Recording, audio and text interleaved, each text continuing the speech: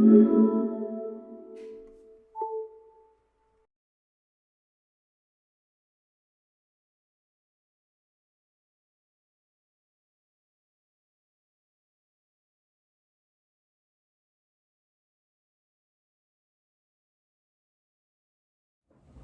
there guys, welcome to another video.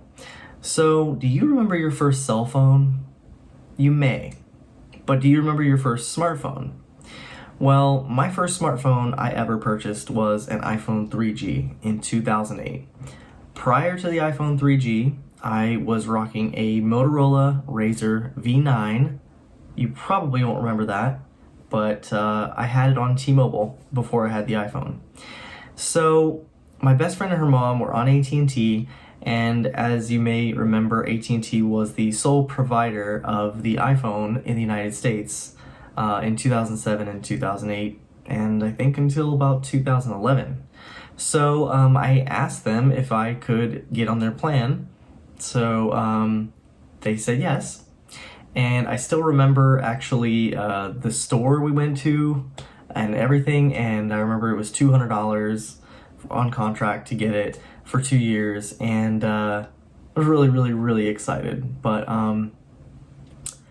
yeah, so the one that I got was the 8 gig model. It did come in 16 gigs also, and I don't remember the plan that we had exactly, but I did look up a couple of plans from 2008, and I'll put them on the screen so you can see.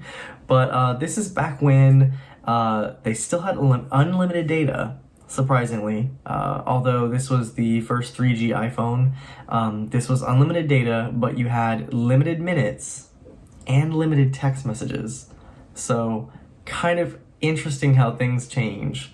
So now pretty much everything is unlimited. Some carriers still have limited data, but back then it was totally reversed. So that was kind of interesting. This was also a time when, like I said, they had limited minutes. And in order to have unlimited minutes, you'd have to wait until 9 p.m. So a lot of times, if you wanted to talk to like your best friend or something on the phone, you had to wait until after 9 to actually talk to them, because before cell phones and smartphones were really, like you were on them all the time, we still talked on the phone. And that was kind of the thing. So I remember back when I was younger, like I would talk to people on the phone for hours on end, and a lot of times we had to wait until after 9. Funny thing, my dad and my stepmom had Sprint at the time, and they got it after 7 p.m. So I was a little jealous of that. So what was it like going from a flip phone to a smartphone? Well, it was kind of cool at first, but there were actually some downsides to it. Some of the downsides being the iPhone 3G did not have picture messaging when it first came out. So you could only send text messages. If you took pictures you want to send to yourself, you had to send them to yourself via email, or you had to post them on social media, that kind of thing. Picture messaging actually didn't come in the iPhone until iPhone OS 3. So, and I remember when iPhone OS 3 came out, most of my friends were so excited because we could finally send picture messages to each other when we couldn't do that before. Another thing was the speaker and the phone wasn't the greatest. So, mind you, this was the first phone, the second phone from Apple, and although they did improve the speaker and they did improve the earpiece on the 3G over the original iPhone, it still wasn't as good as some of the phones already out. So my Razr V9 that I had was really good. Another thing that was missing was there was no way to take video at all. You could only take pictures with the iPhone 3G.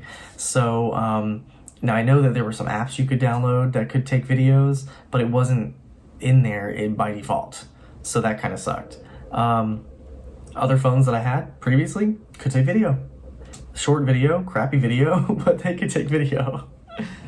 But I will say that the pros did outweigh the cons, because I went from having a regular flip phone using T9 to text and having a kind of cheap resistive touchscreen on the front to actually having a full touchscreen phone with, at the time, a very large screen, and the apps were really cool, There were games, I could check the weather, I could have Facebook, I could have all the stuff I wanted right here on the phone. And of course, at the time, unlimited data, which was really nice. But I just thought that was really cool.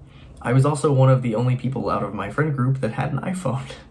So the thing is, I know that I could not have gotten it on my own because my credit at the time wasn't, I was still young, so I didn't have much credit established, but I just thought I was the coolest person in the world to have an iPhone.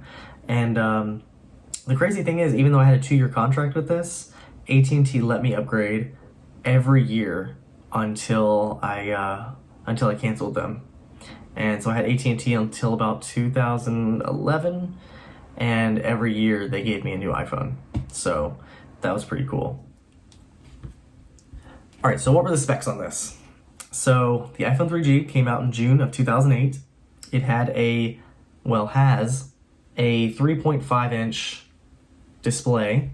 The resolution is 480 by 332 with a pixel density of 163. So quality, not the greatest. It came with either 8 or 16 gigs of storage internal and could not be expanded in any way. It had whopping 128 megabytes of RAM. And I know this is kind of funny. It's just comparing this to our current phones is just obnoxious. I mean, 128 megabytes of RAM, and the Samsung S20, Galaxy S20, and S20 Plus, and S20 Ultra, those just came out and they have 12 gigs of RAM. 12 gigs. My desktop computer has 12 gigs of RAM, but this phone in 2008 had 128 megabytes of RAM. Crazy.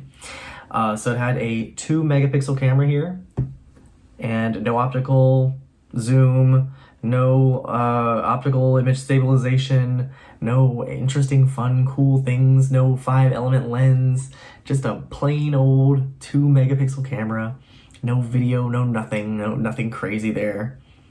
It did include GPS. The previous model did not have GPS. It included 3G networking. The previous one did not. Obviously, that's why the name is iPhone 3G.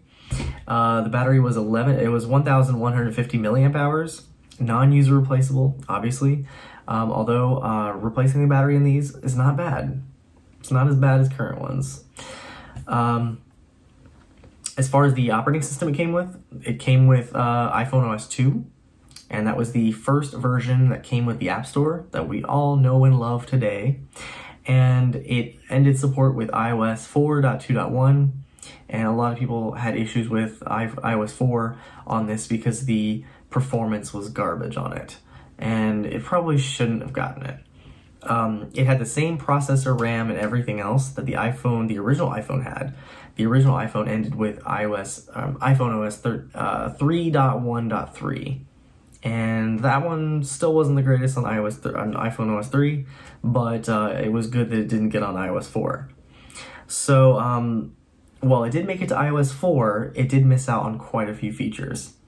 The funniest thing I found was that even in iOS 4, you didn't get a wallpaper on your background, on your home screen. Nope, no wallpaper. So, the funny thing with this phone is I actually downgraded to iPhone OS 2. Just because I wanted to. And it was kind of interesting to see the very slim home screen with barely any apps. And as you can see, the old SMS messaging button there, or icon. Just old icons. This came with YouTube. But yeah, it never got home screen wallpapers. It never got the ability to take videos. It never got multitasking. So the only one that had multitasking was the iPhone 3GS, which came the year after.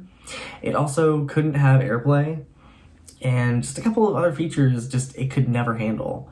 So, but then again, it honestly should not have had iOS 4 in the first place. So I don't think you could use one of these today.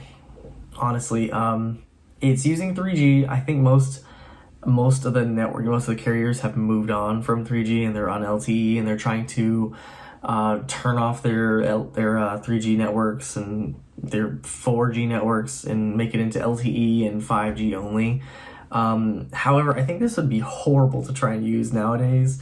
I have seen, on the internet, people try to use an iPhone 3GS as their main phone, and it might be passable.